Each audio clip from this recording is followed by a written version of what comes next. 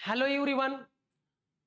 चला बाळांनो, आज आपण आपला इलेक्ट्रिकल इंजिनिअरिंगचा थर्ड सेमिस्टरचा आणि सेकंड इयरचा जो इलेक्ट्रिकल सर्किट्स अँड नेटवर्क हा जो सब्जेक्ट आहे, ज्याचा शॉर्ट फॉर्म आहे ECN, तर हा जो सब्जेक्ट आहे तो आपण आज स्टार्ट करतोय. चला तर मग त्याचा जो सिलेबस आहे अकॉर्डिंग टू केस स्कीम तो पाहूयात डिटेलमध्ये. तर बाळांनो, तुमचा जो सब्जेक्ट आहे तो सब्जेक्ट आहे electrical circuit and network. Abbreviation code आहे बाळांनो याचा ECN. ओके, हा इलेक्ट्रिकल इंजिनिअरिंगला असलेला सब्जेक्ट आहे, थर्ड सेमिस्टरला असलेला सब्जेक्ट आहे. या सब्जेक्टचा कोड आहे 313332.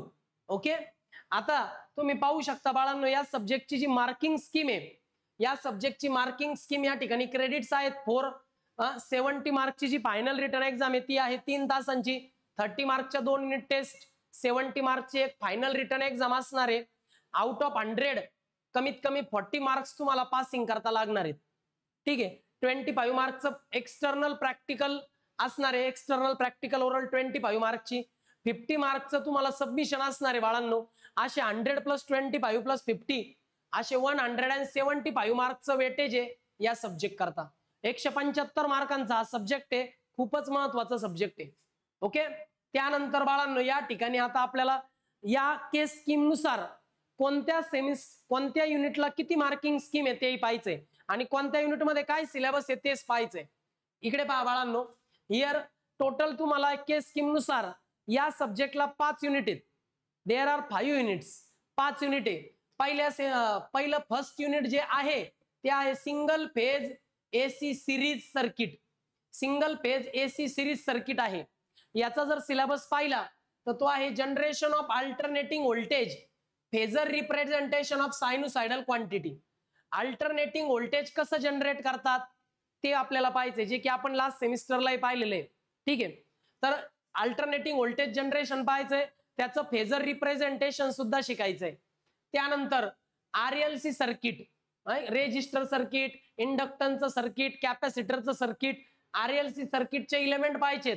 आणि RLC सर्किट इलेमेंट जेव्हा आपण आपल्या सर्किटमध्ये कनेक्ट करतो तेव्हा त्याचा होणारा जो काही इफेक्ट आहे व्होल्टेज आणि करंटवर, तो इफेक्ट आपल्याला पाहायचा आहे. RL circuit, RC circuit, RLC series circuit हे सगळे पाहिजेत. आणि प्रत्येक सर्किट करता वेक्टर डायग्राम काढायची, ऍक्टिव्ह रिएक्टिव्ह डायग्राम काढायची, म्हणजे ऍक्टिव्ह कॉम्पोनंट रिएक्टिव्ह कॉम्पोनंट पाहायचा आहे, ऍपरंट पॉवर पाहायचा आहे, पॉवर ट्रायंगल, पॉवर फॅक्टर आणि त्यावर असलेले न्यूमरिकल्स आपल्याला पाहायचे. रेझोनन्स पाहायचा आहे. RLC सिरीज सर्किट मध्ये जो रेझोनन्स जनरेट होतो तो रेझोनन्स सुद्धा आपल्याला पाहायचा आहे. त्या रेझोनन्सचं ग्राफिकल रिप्रेझेंटेशन आपल्याला करायचंय, रेझोनन्स कर्व ड्रॉ करायचा आहे. ओके, त्यानंतर क्वालिटी फॅक्टर पाहायचा आहे आपल्याला आणि त्यावर असलेले सिंपल न्यूमरिकल्स पाहिजेत. थोडक्यात पहिल्या युनिटमध्ये न्यूमरिकल्स पण आहे, थेरी पण आहे, डायग्राम्स पण आहे.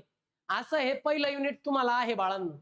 ओके, याचा स्क्रीनशॉट घ्या किंवा तुम्ही तुमच्या नोटबुक मध्ये लगेचच लिहून घ्या.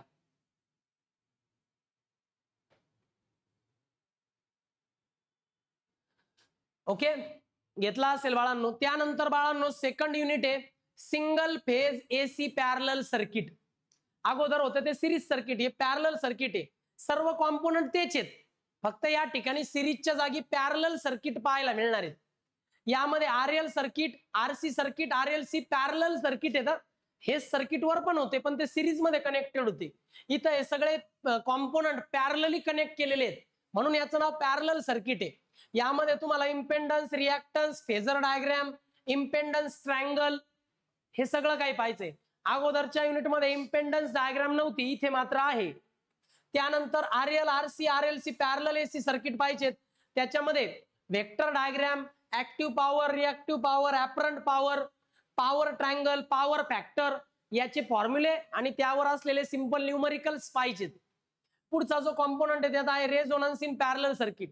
पॅरलल सर्किट मध्ये असलेला रेझोनन्स पाहायचा, graphical representation, resonance curve, quality factor वगैरे काढायचे आणि त्यावरचे सिंपल न्यूमरिकल सोडवायचे.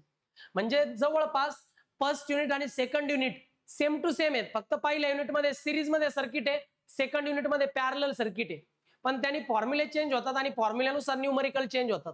चला सेकंड युनिट आहे, मी तुम्हाला सांगितलंय, स्क्रीनशॉट घ्या किंवा लिहून घ्या बाळांनो. स्क्रीन पॉज करूनही लिहू शकता बाळांनो, लिहून घ्या.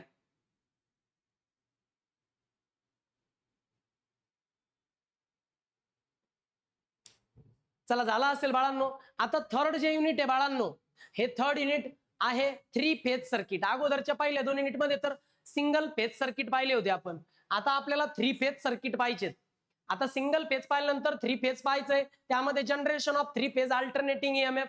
अल्टरनेटिंग ईएमएफ 3 फेज मध्ये कसा जनरेट करतात ते आपल्याला पाहायचंय. नंतर त्याचा फेज सिक्वेन्स पाहायचाय. 3 फेज आहेत ना, फेजचा सिक्वेन्स आपल्याला पाहायचाय. त्यानंतर comparison of 3 phase circuit with single phase circuit. Single phase circuit आणि 3 फेज सर्किट यांचं कंपॅरिझन पाहायचंय आपल्याला, की 3 फेज सर्किट हा सिंगल फेज सर्किट पेक्षा कसा ऍडव्हान्टेजियस आहे ते आपल्याला पाहायचंय. त्यानंतर 3 फेज सर्किटचे जे कनेक्शन्स आहेत, 3 फेज कनेक्ट करावे लागतात ना, मग स्टार कनेक्शन, डेल्टा कनेक्शन पाहायचंय आपल्याला. त्यानंतर फेज व्हॅल्यू, लाईन व्हॅल्यू यांचं रिलेशन आपल्याला पाहायचंय. ठीक आहे. त्यानंतर 3 फेज मध्ये phase power, active power, reactive power, apparent power, star connection मध्ये या व्हॅल्यूज, डेल्टा कनेक्शन मध्ये व्हॅल्यूज, हे आपल्याला पाहायचंय. नंतर आपल्याला बॅलन्स आणि अनबॅलन्स्ड लोड त्याचा कन्सेप्ट पाहायचा आहे. आणि त्या बॅलन्स लोडवर असलेले न्यूमरिकल्स आपल्याला पाहिजेत. लक्षात ठेवा, फक्त बॅलन्स लोड आणि अनबॅलन्स लोडचेच न्यूमरिकल्स केस स्कीम मध्ये आहे. अगोदर या सगळ्याच्या सगळ्या पॉइंट्सला न्यूमरिकल्स होते. आता या युनिटमध्ये फक्त बॅलन्स आणि अनबॅलन्स लोड करता न्यूमरिकल्स पाहिजेत. असा हा तुमचा थर्ड युनिट आहे बाळांनो. याचा देखील स्क्रीनशॉट घ्या आणि लिहून घ्या.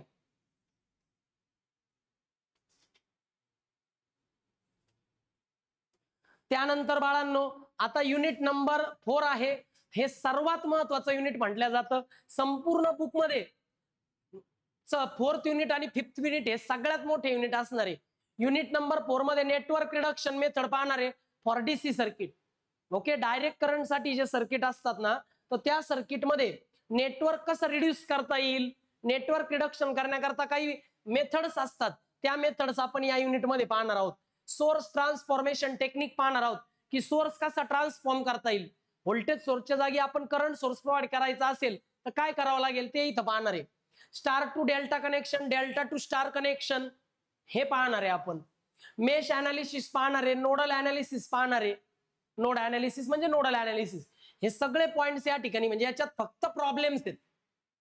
तुम्हाला एक मोठं नेटवर्क क्वेश्चन मध्ये दिलं जाईल, त्याला रिड्यूस करण्याकरता या वेगवेगळ्या मेथड्स तुम्हाला यूज करायच्यात. असं युनिट नंबर 4 आहे. हे सुद्धा भरपूर मोठं आहे बाळांनो, कारण याच्यात खूप सारे प्रॉब्लेम्स आहेत. स्क्रीनशॉट घ्या किंवा लिहून घ्या.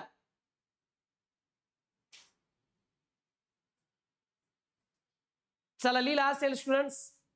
आता लास्टचं जे युनिट आहे हे सगळ्यात महत्वाचं युनिट म्हणावलं जातं, कारण यामध्ये जे थेरम्स आपण शिकणार आहे हे नेक्स्ट सेमिस्टरला आपल्याला बेसिक आहेत. तर 5वं युनिट आहे, 5th युनिट आहे बाळांनो, नेटवर्क थेरम्स.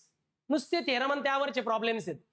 बरं, सुपरपोजिशन थेरम आहे, थेवेनिन्स थेरम आहे, नॉर्टन्स थेरम आहे, मॅक्सिमम पॉवर ट्रान्सफर थेरम आहे, रेसिप्रोकेटी थेरम आहे.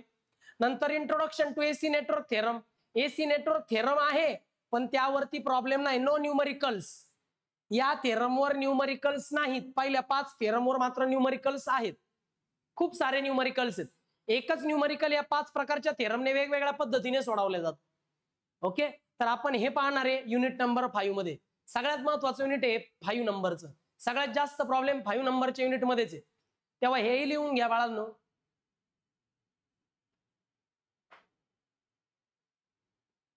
चला बाळांनो, हे समजलं असेल.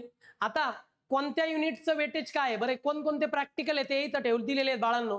प्रॅक्टिकल हे कॉलेजमध्ये घेतले जातील बाळांनो. तुमचे डाऊट आल्यास तुम्ही मला विचारू शकता. आता या ठिकाणी दिलेलं आहे बाळांनो learning hours and total marks. तुम्ही जर पाहिलं, पहिलं जे युनिट आहे single phase AC series circuit, यामध्ये बाळांनो टोटल 16 मार्क आहे. पहिल्या युनिटला 16 मार्कांचं वेटेज आहे. 16 मार्कांचं आहे पहिलं युनिट आउट ऑफ 70. 70 पैकी 16 मार्कांसाठी पहिलं युनिट आहे. सेकंड युनिट आहे single phase AC parallel circuit. बरं, याला वेटेज किती मार्कांचं आहे तर 12 मार्कांचं. सेकंड युनिट आहे 12 मार्कांसाठी. आउट ऑफ 70 12 मार्कांचं युनिट आहे. थर्ड युनिट आहे 3 फेज सर्किट. 3 फेज सर्किट हे युनिट सुद्धा 12 मार्क्ससाठी आहे, 12 मार्कांसाठी युनिट आहे. थर्ड युनिट सुद्धा 12 मार्कांसाठी आहे. त्यानंतर फोर्थ युनिट आहे network reduction method for DC circuit. DC circuit करता वेगवेगळ्या नेटवर्क रिडक्शन मेथड आपण युनिट नंबर 4 मध्ये पाहतोय. आणि या युनिटला वेटेज आहे 12 मार्कांचं. आउट ऑफ 70 12 मार्कांचं युनिट आहे युनिट नंबर 4. आणि युनिट नंबर 5 जे की मोस्ट इम्पॉर्टंट आहे, ज्याच्यात खरे महत्वाचे थेरम्स आहेत, ते युनिट आहे युनिट नंबर 5 नेटवर्क थेरम. हे युनिट आहे बाळांनो टोटल 18 मार्क्स साठी 18 मार्कांचं युनिट आहे. पहिलं युनिट आणि शेवटचं युनिट हे दोन युनिट सगळ्यात जास्त मार्कांचं वेटेज वाले युनिट आहेत. ओके, नेटवर्क थेरम हा सगळ्यात जास्त मार्कांचं वेटेज असलेला युनिट आहे, 18 मार्क्स साठी. असे टोटल 70 मार्क्स आहेत या 5 युनिट्सला. हे मार्कांचं वेटेज फार महत्वाचं आहे. त्यावरून आपल्या लक्षात येतं की कोणत्या युनिटला आपण किती इम्पॉर्टन्स दिला पाहिजे. ओके, चला मग बाळांनो याचा स्क्रीनशॉट घ्या.